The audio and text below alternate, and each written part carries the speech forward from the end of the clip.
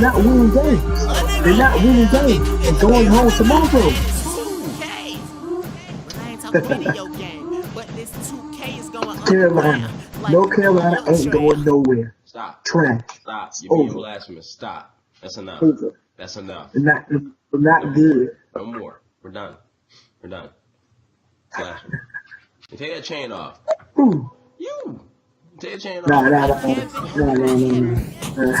Okay, I see why. The coldest ones to do it. They icy. I see why. Get it?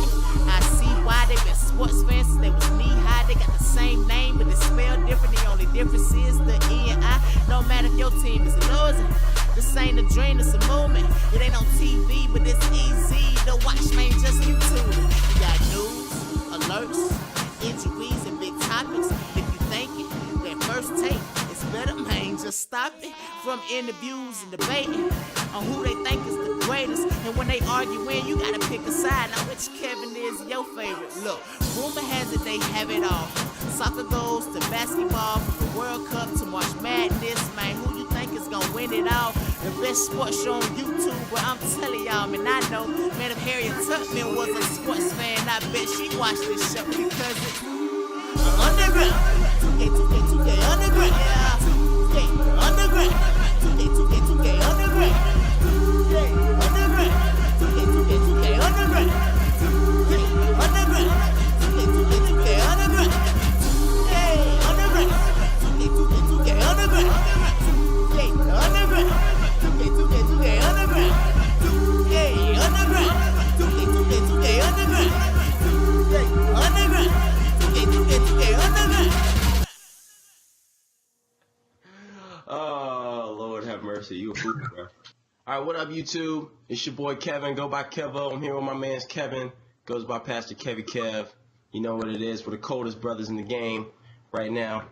So welcome. This is 2K Underground, where Kevin, myself, and Kevin over there, 2Ks, we get to go at it, give our takes on the hottest sports topics that are going on right now, so on and so forth. We'll give you 4 quarters of great sports content so that, you know, we can get out what we need to get out, the stuff you don't see on TV, which is why it's kind of underground. Main thing here, we're here for y'all. So if y'all ever have something y'all want to say, you can contact us on Twitter, on the Twitter, 2K Underground Twitter. The link is in the description. You can contact us at our own social media if you want to. Links are in the description. But yeah, we're going to jump right on into it with the first quarter. In quarter number 1, we're talking about March Madness. They just had the selection show.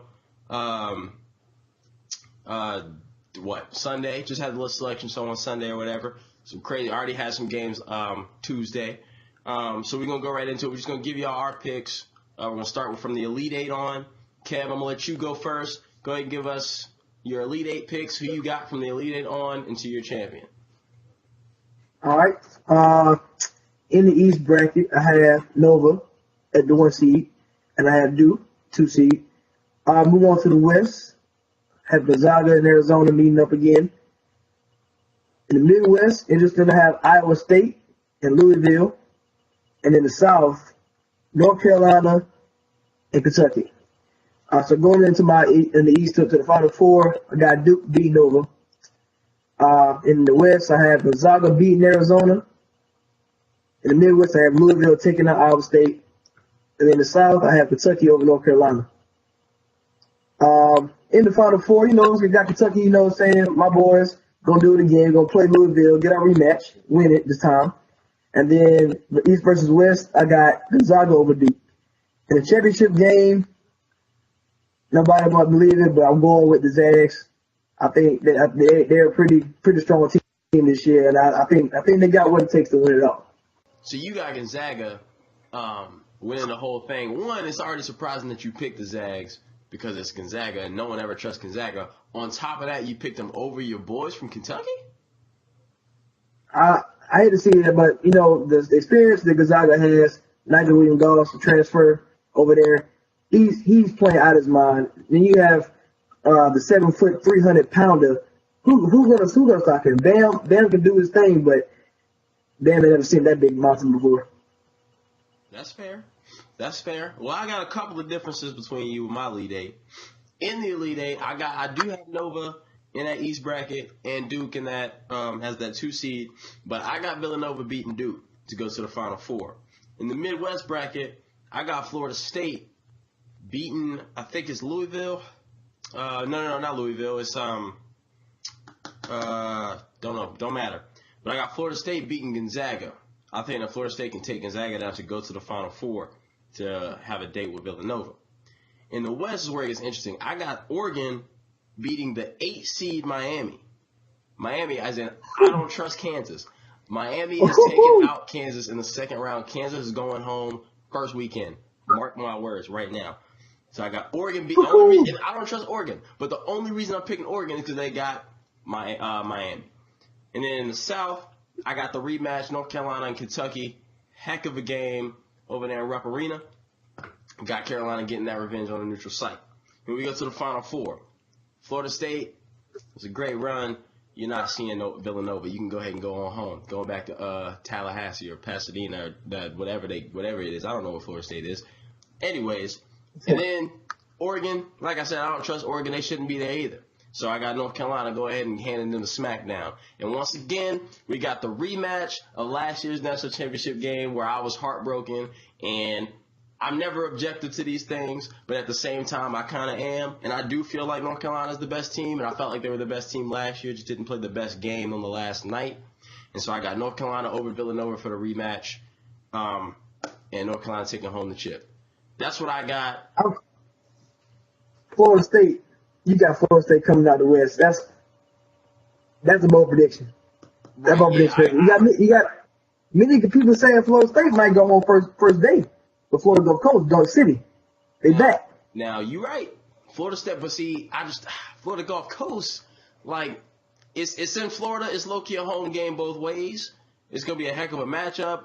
I really like the fact that Florida State not only is athletic and long, but they can also shoot the ball like really well. I think that they don't have to rely on the jump shot as a Duke so much does. So their game can travel a little bit further. And I think that Arizona can get caught slipping. So before they even see Gonzaga. So I don't trust Gonzaga too much.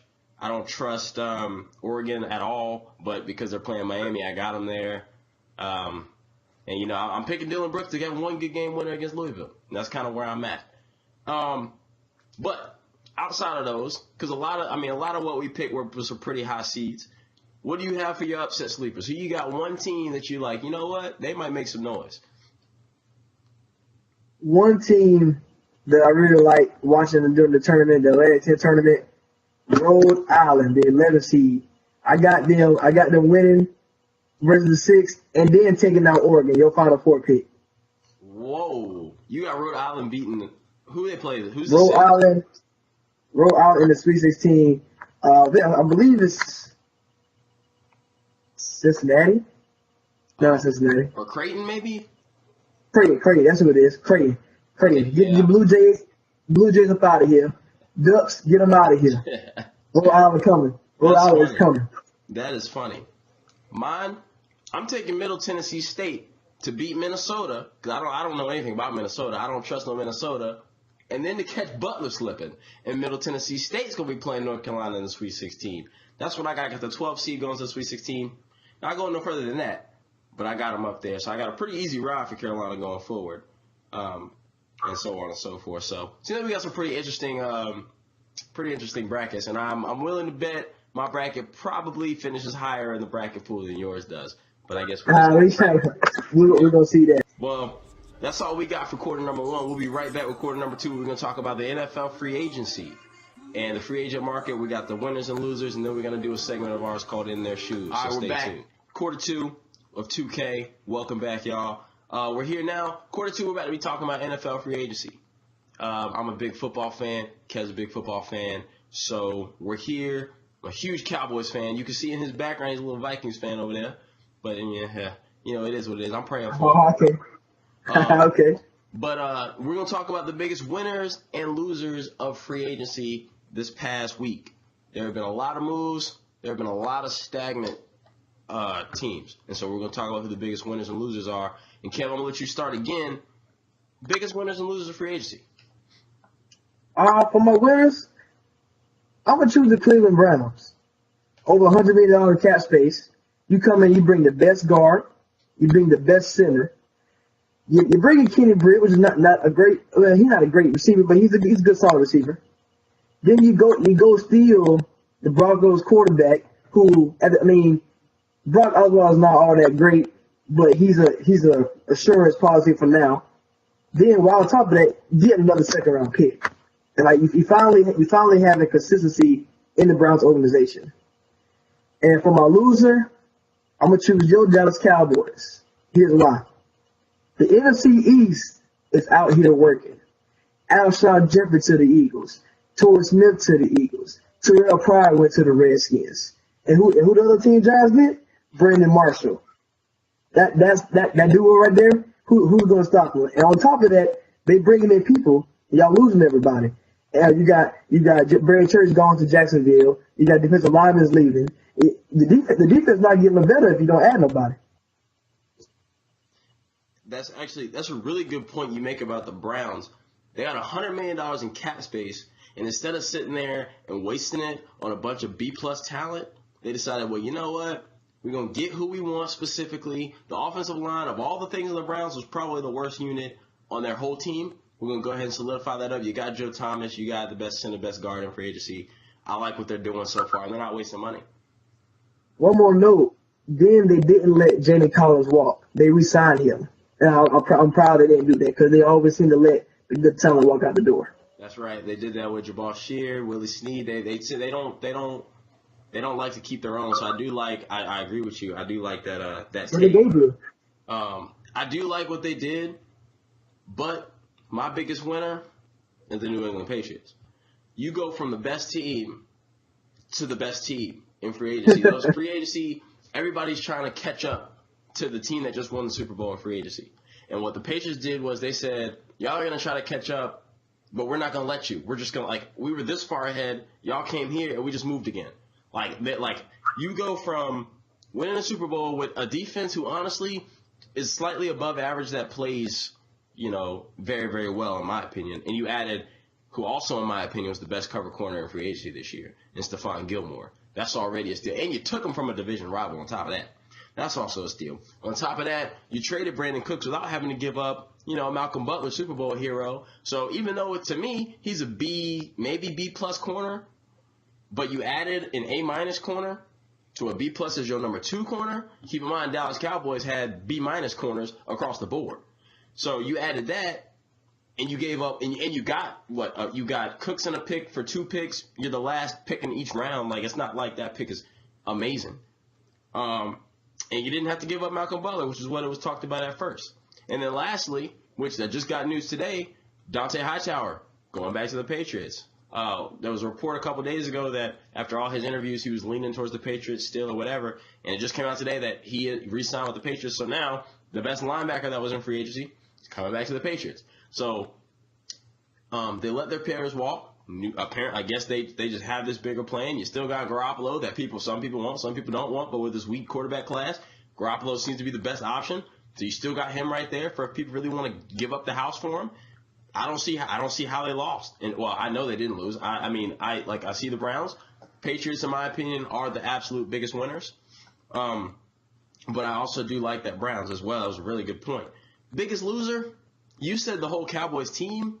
Or just kind of the way Cowboys going, I think the biggest loser is Tony Romo, literally as an individual. Let me tell you why. Tony Romo wants to play football for another 2 to 3 more years. Tony Romo feels he can play, be a starter, win a championship. Tony Romo also wants to compete, so he wants to play on a championship contender. The funny thing about the NFL is championship contenders usually stay the same. It's always the Steelers, the Patriots, the Packers or whatever, because they don't do dumb stuff.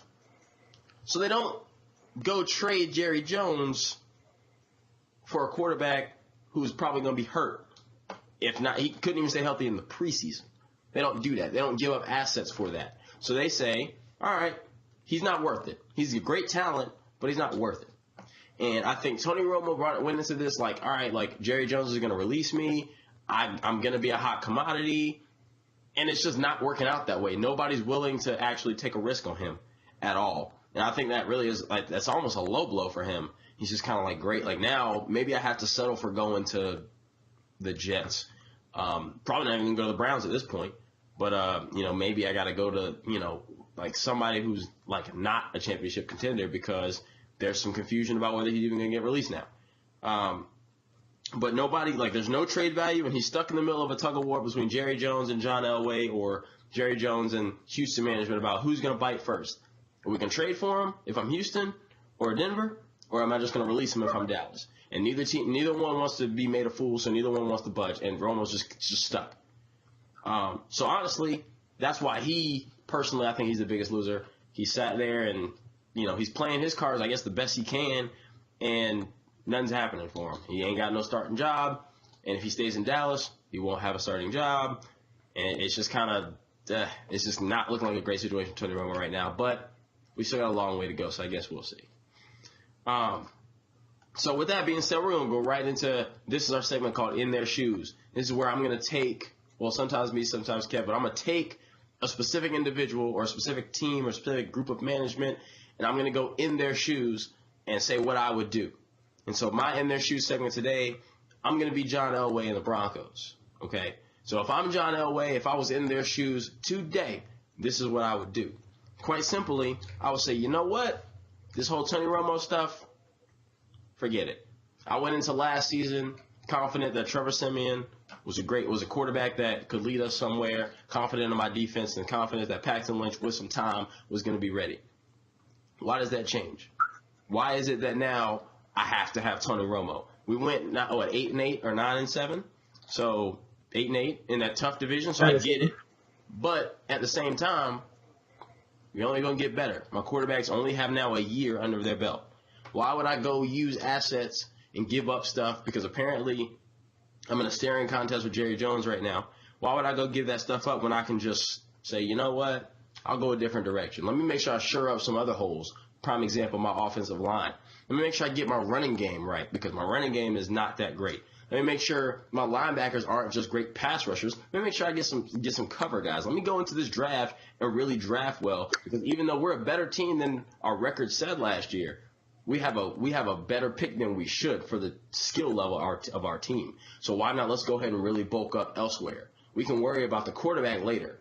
But right now, let's make sure that with C.J. Anderson, we have a tag-along back. We've got an offensive line we can rely on. Then we can worry about the quarterback per se. So that's what I'm doing if I'm John Elway. Your thoughts? See, I can agree with that. You don't want to give up the house. But look, every team that's elite, has that quarterback. There's no team that's going to the playoffs without one. Like you got to look at Texas last year. Oswald did enough. He did just enough.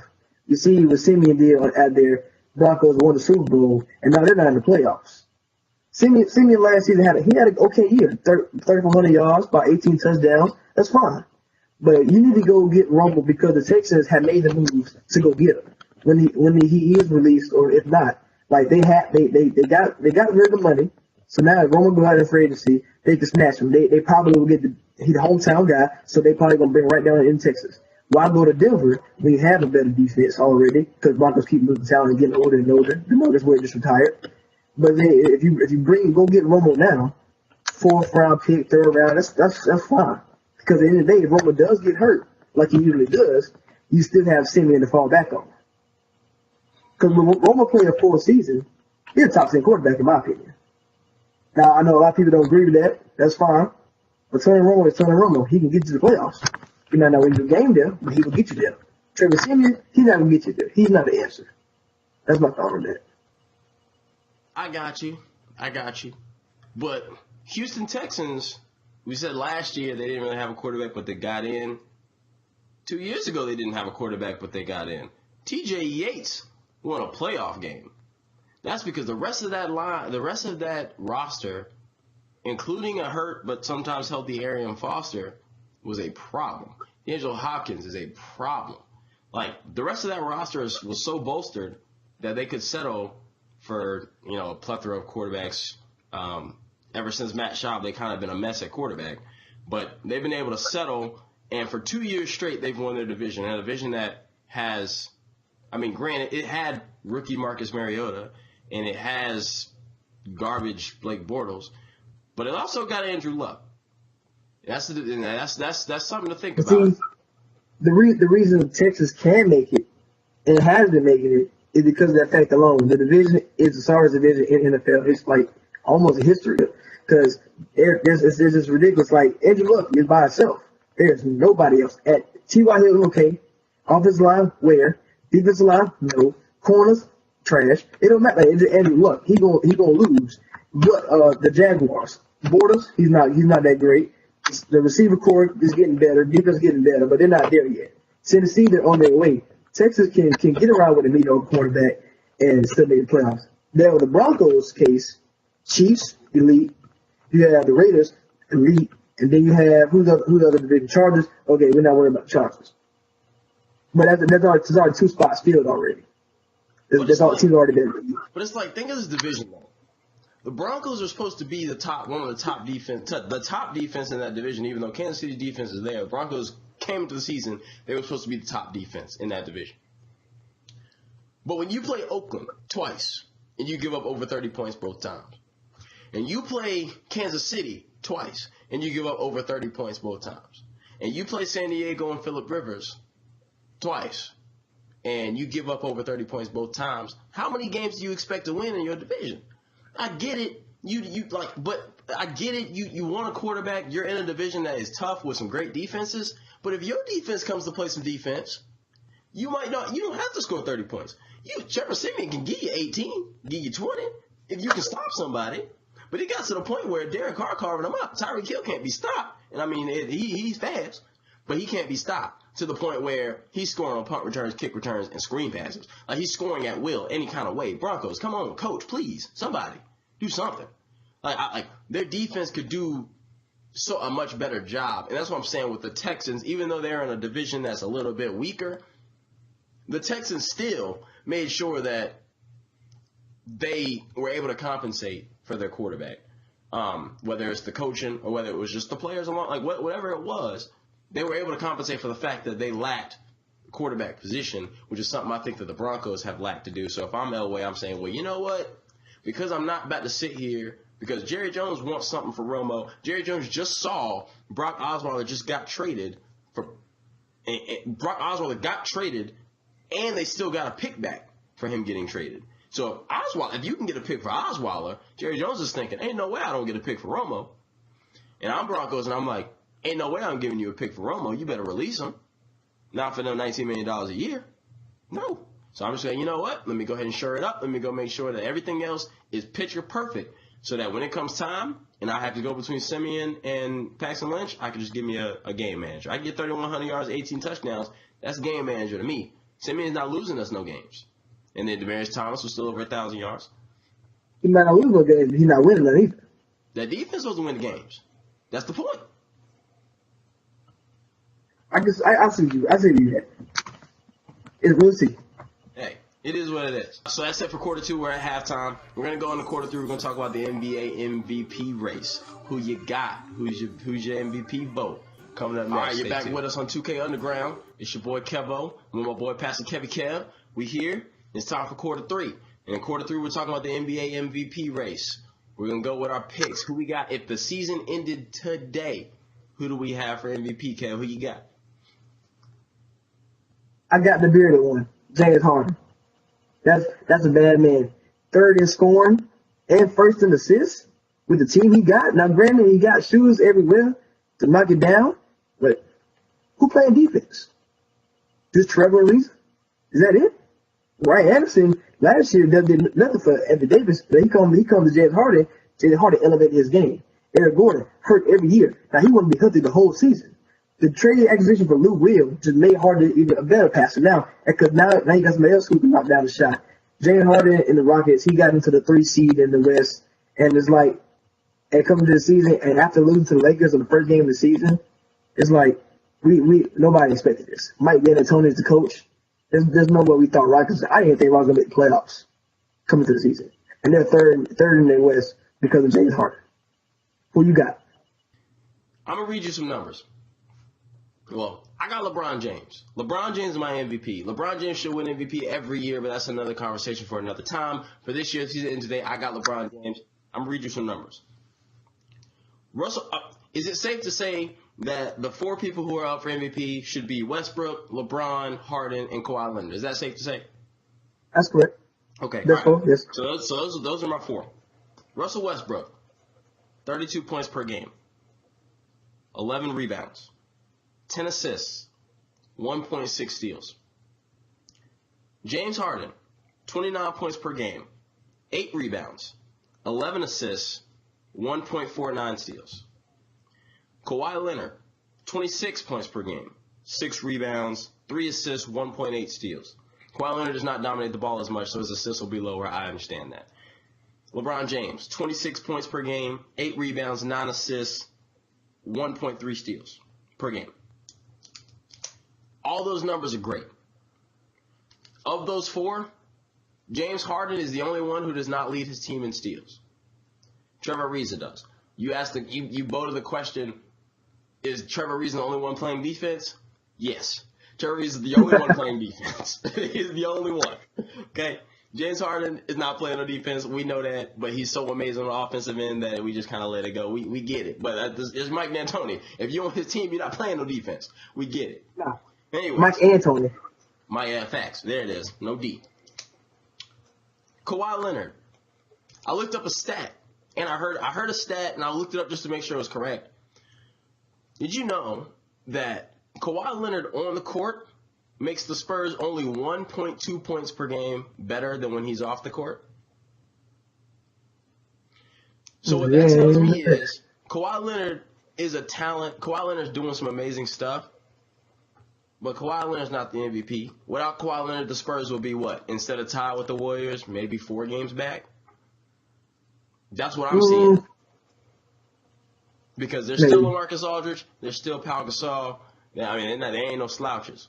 Like, yeah, I get it, but what I'm saying is, you make your team 1.2 better. That bodes well more for the system than for Kawhi. I'm not saying he's not a great talent. I know he is.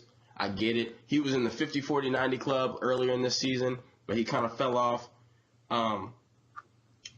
Russell Westbrook. I mean, triple-double. Triple-double, great.